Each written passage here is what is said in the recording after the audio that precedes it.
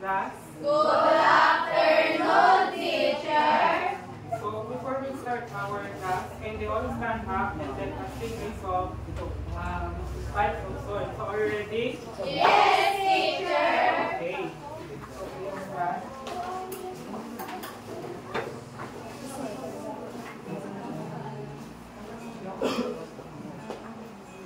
Everybody sing.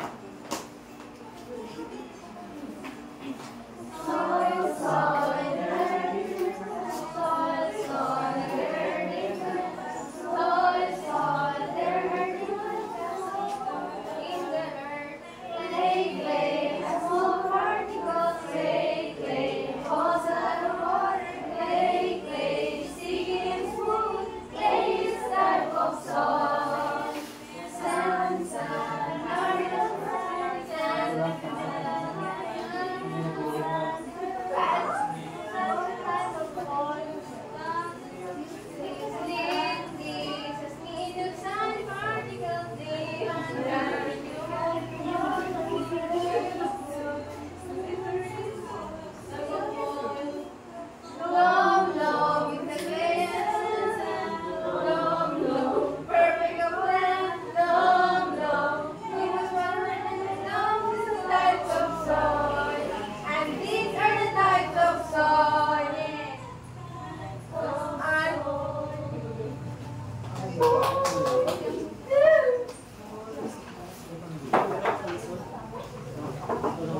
Okay, class. So, did you remember our lesson yesterday? Yes, teacher. Okay, so who can give our lesson yesterday? Remember? Yes, lovely. Characteristic of light and sound. Okay, very good. So, who can give us this one example of light and sound? Anyone? Yes, I said. Transverse of waves, teacher. Okay, class, very good. So,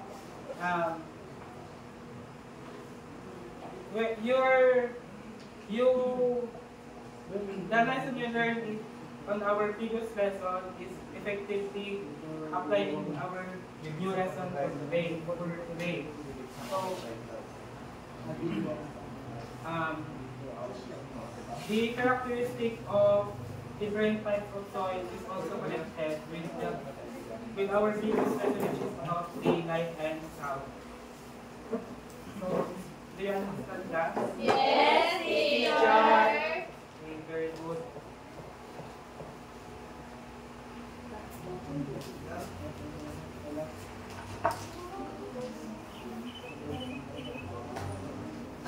So, class,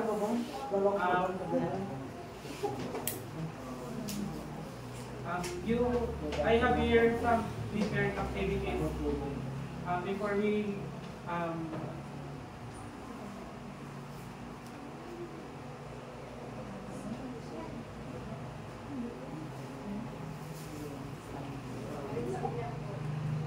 So I have prepared here a activity which is you need to arrange the jumbled words or form the word. So Teacher, I want. yes, maybe Camille, Bernadette.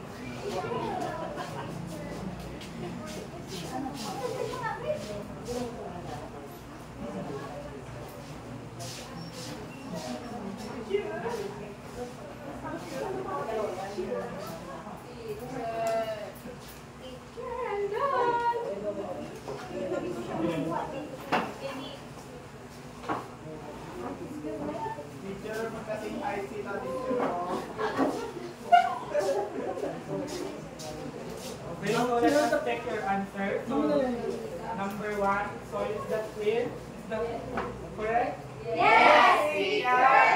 Okay. Second one is 2. Is Yes. correct? Yes, teacher. Okay. The third one, 3. Yes, And the last one, 7. Is that correct? Okay, so all of your answers are correct. So give yourselves a 5 clap.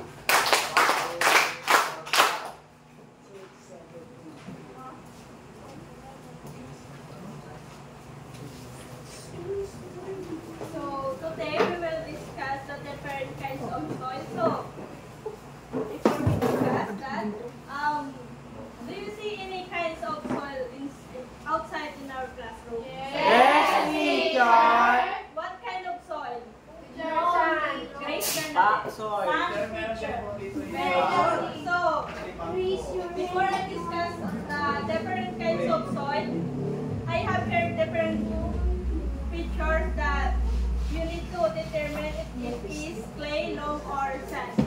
Do you understand, class? Yes, teacher. Okay. Me, teacher. Do you know what type of soil it is? Teacher, sand.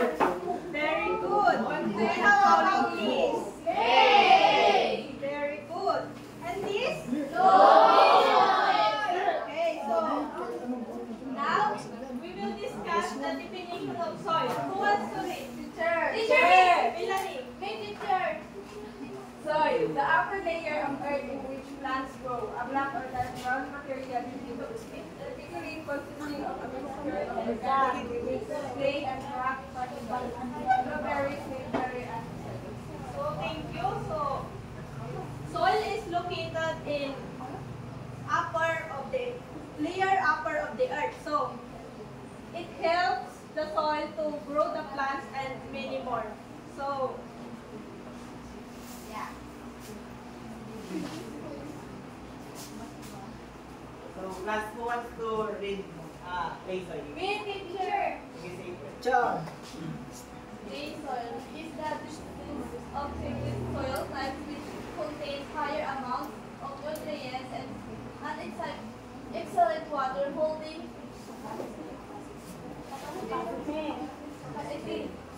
capacity.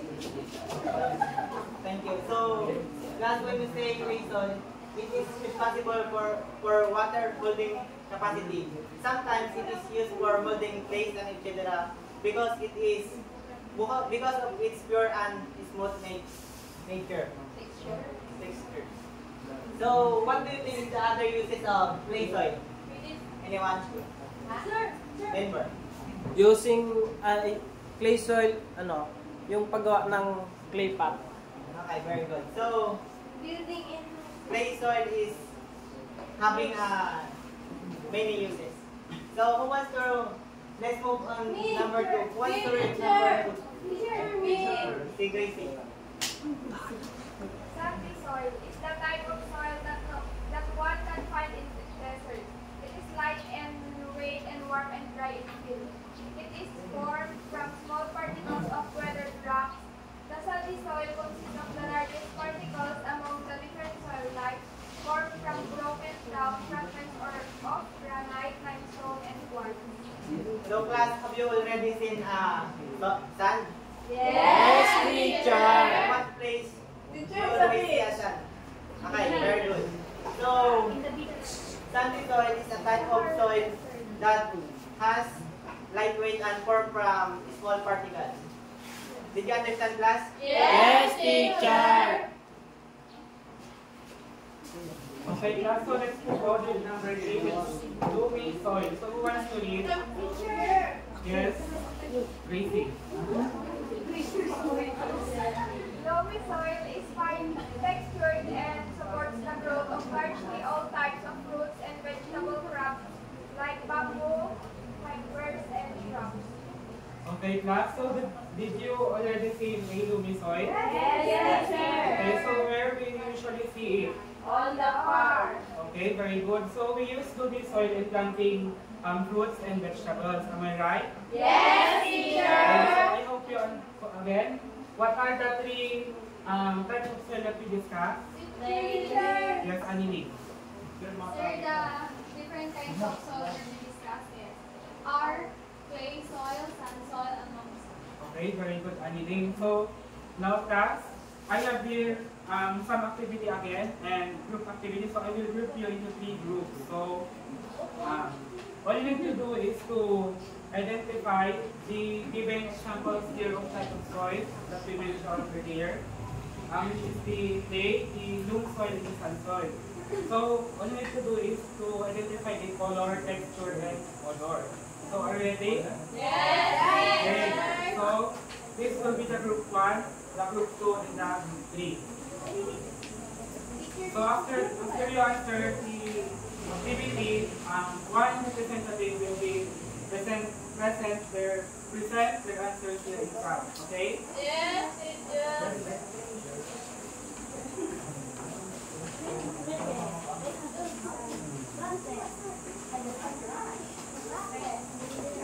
For the group 1 is the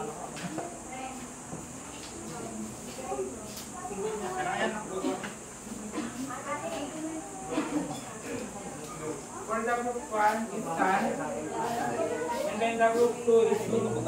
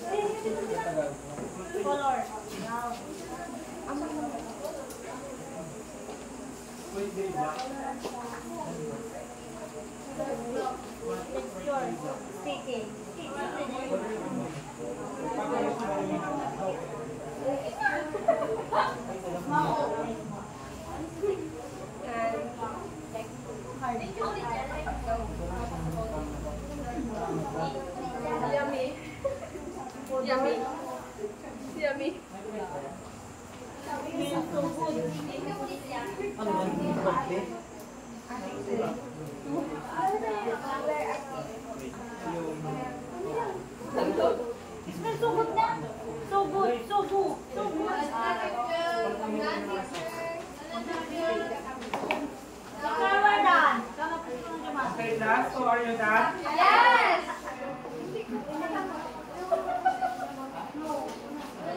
So group 1, may you now present your answer in front.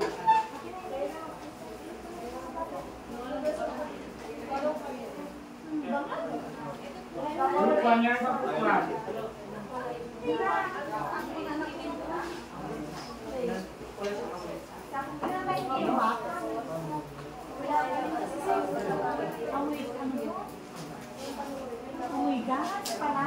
Yung napili po namin is subsoil.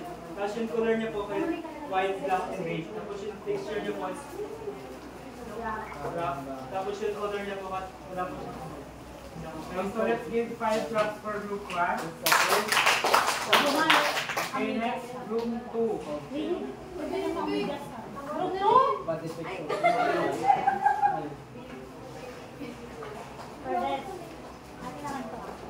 So, our group is long soil. So, yung color niya is dark brown, then smooth yung texture, and yung color is earthy smell or Okay, so let's give 5 claps also for group 2. Okay, the last group is group 3. So the clay soil po, color, brown, texture, sticky and smooth, and the odor smells so good. Okay, so let's give 5 claps also for group 3. Okay, so class, very good. You did your best today. You are amazing!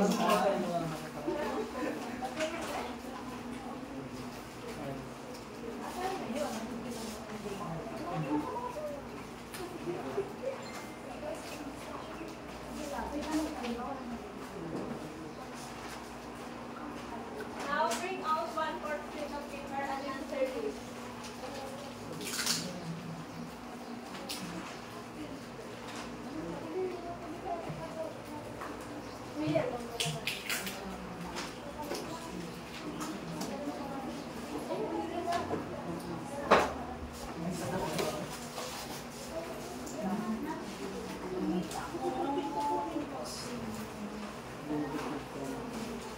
So you need to identify what types of soil portray in this item. Use your answer on the box that provided.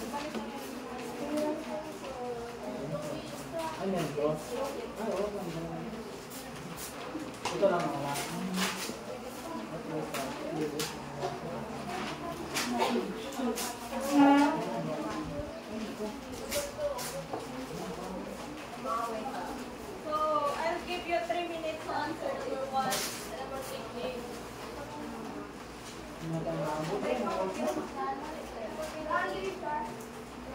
Are you done? Yes, teacher. Okay, let us try to answer. Who wants to answer number 1? Teacher. Teacher. Claudine. Teacher me. Teacher me. Abigail.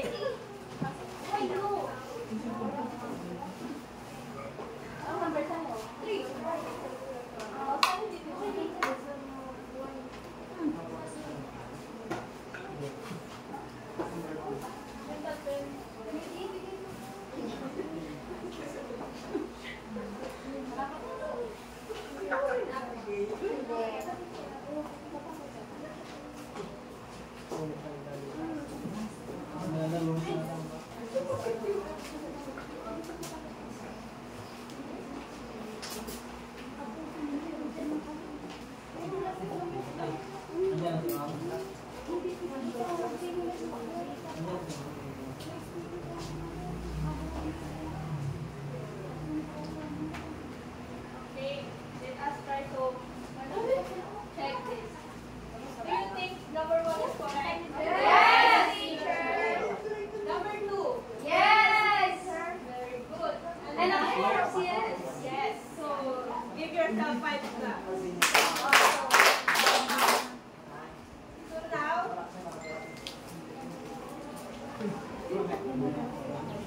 again, we have a group activity. So group 1 and group 2. So we need to contrast loam and sandy soil. So you need to choose. Yes. I'll give you 5 minutes to answer this. Then later, so choose one in your groups and present your activity.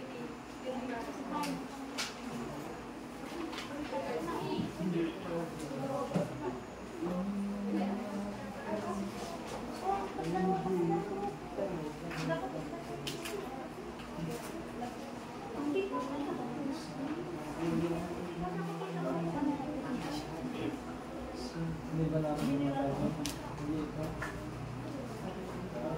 Ito mo sa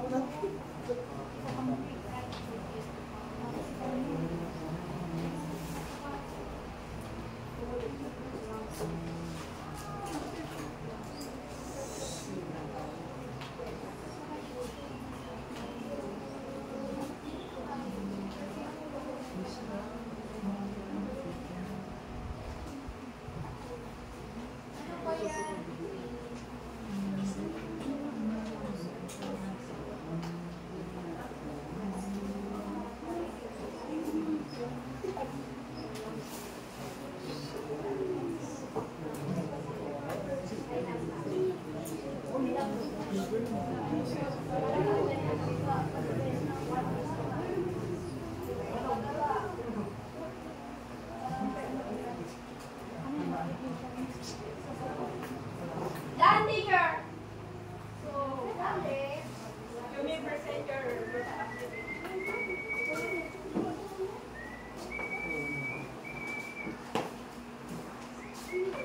Odette? Pera mo yan? Kami liwanag. So, Boy.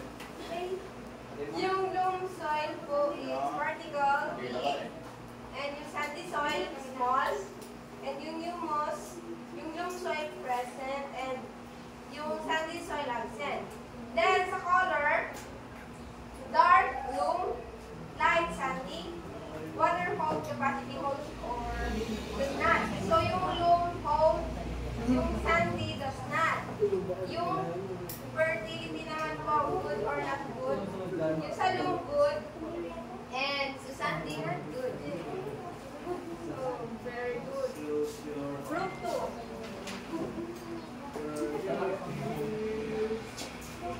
Go ahead, Priyo. Sa loam soil po, big. Tapos sa, Big. ano next, present, dark. Sa color niya dark. Tapos sa, ano niya, cold, sa good. So, sa sandy soil naman, yung ano niya, yung particles niya is small. Yung humus niya absent. Tapos yung color naman niya ay light. Tapos sa water holding capacity naman niya ay less na small. Fertility naman niya ay not good. So, very good.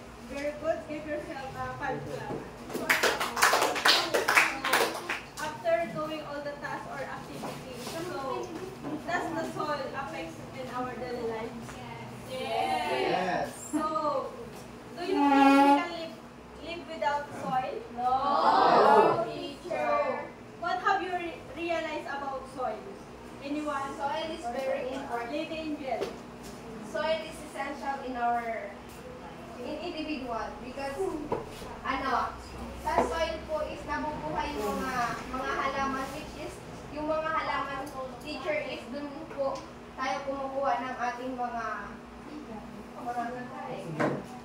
Who else? Teacher is Bernadette. Teacher will realize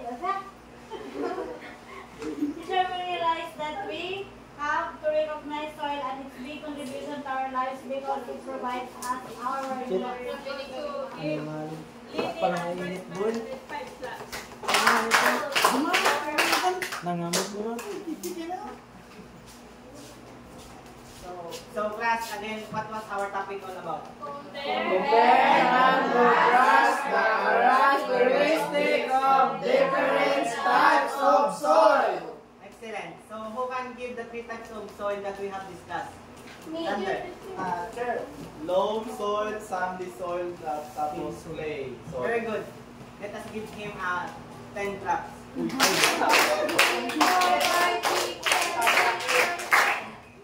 So for our short quiz, please bring out one 1/4 sheet of paper and answer this.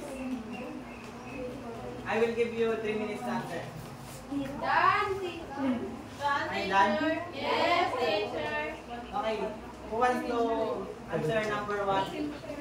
April. Tapos number 2, si Abigail. Tapos number 3, si Rizzy.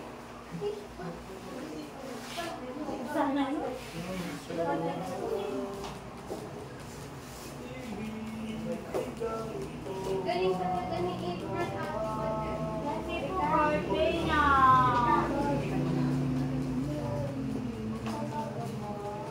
So let's check your answer. Number 1, it is a long known or not? Number 2, it is a sand soil or not? Yes. Number 3, it is a clay soil or not? Number 1 is clay soil and number 3 is loam soil. So pass your paper in front. Okay. Teacher.